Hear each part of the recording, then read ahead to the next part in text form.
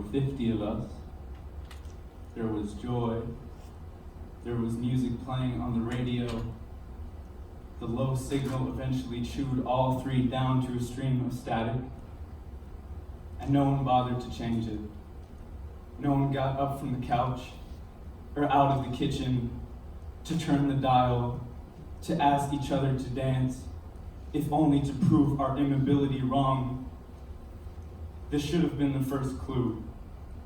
If not for the sound of piercing static, the imagination of their discomfort was going to be hard.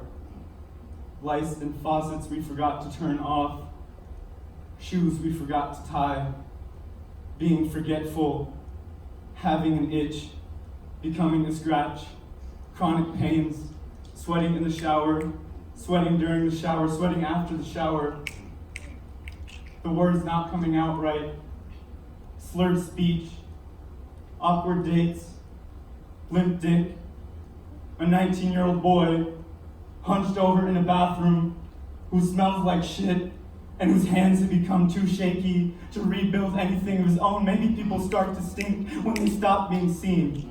When our eyes are busy with screens and images, and our ears with buzz and static, our noses are our last chance at sense. It was in me. When I went in to check on him, I held his head before the next person to knock on the door screamed, "Buggy is OD!"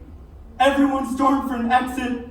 They didn't want to be known by him by shit. When he began becoming dirt, their ears did so much more than their noses. They were our friends once, but that night, their bodies had to go, had other places to be. Those places were all so far away from here. Maybe the moment, the smell, and the ugliness of him kissing the floor tile leaned into the shower curtain he collapsed into with his hands cupped as though wanting the last reach. Maybe all of that wasn't contagious, but the shame was.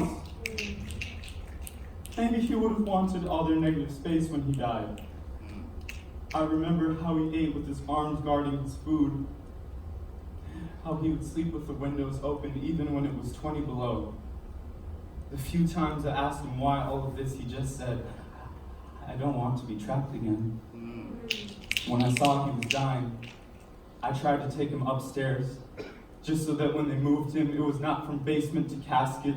Underground to underground is an obituary nobody deserves. In 2015, 583 Minnesotans died from drug overdoses, all moved into the ground beneath gray and white stones. And I hear that when the relatives walk through the paths in all black, they look just like static, and the wreaths and flowers on their bouquet, on their graves like dials that no one got up to turn until now. When I meet someone, I ask them what they've been listening to. I ask them what they're interested in.